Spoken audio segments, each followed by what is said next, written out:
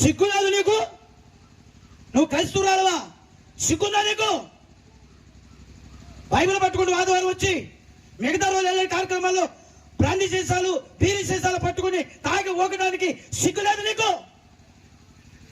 అలాంటప్పుడు బైబిల్ ఎందుకు పట్టుకుంటున్నావు?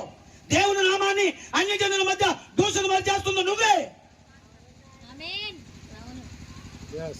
నీకు మామూలుగా ఉండదు దేవుని తీర్పు. ఇకపై సీసాలు పట్టుకోలేవు. నువ్వు ఉంటే అట్టైనా ఉండు, లేకపోతే ఇట్టైనా ఉండు. రెండు రకాలుగా ఉన్నావా? నువ్వే ఉండ భూమి మీద. దేవుని వాక్యాన్ని దేవుని ఎతకాలు చేస్తున్నావా? అగ్నితో సెలగాటమా? కాలిపోతావురా. ఈరోజు నీకు బలం ఉందని, ధనం ఉందని, అన్ని బాగున్నాయని, ఇవన్నీ దేవుడిచ్చినవని మర్చిపోయి నీ ఇష్టానుసారంగా జీవిస్తే ఊరుకుంటాడా? బ్రతుకుండగానే పాతాళపు గర్భలోకములకు దిగిపోయారు ఆనాడు ఇశ్రాయేలీయులు. పోషే కాలములో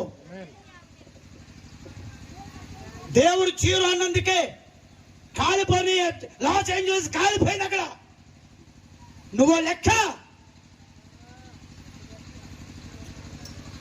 దుష్ట కార్యాలు నువ్వు బైబిల్ పట్టుకుంటావా?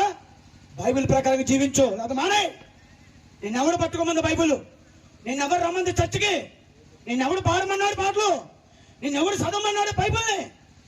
చదువుతావా, పాడతావా, ప్రార్థిస్తావా? బైబిల్ ప్రకారంగా ఉండు, లేకపోతే మానే. తీర్పు పాలు కావద్దు నువ్వు, నీ పిల్లలు. జాగ్రత్త. దేవునికి మహిమ కలుగును గాక. ఎంతమంది దేవుని స్తుతిస్తారు ఇక్కడ? హల్లెలూయా.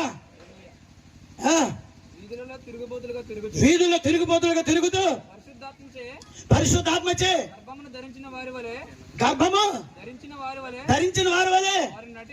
ఓ మై గాడ్, మరి ఎలా ఉన్నారట? పరిశుద్ధాత్మని గర్భం ధరించిన వారి వలె నటిస్తున్నారండి ఈదులో. ఓ నాయన, ఇదెక్కడ నటనా?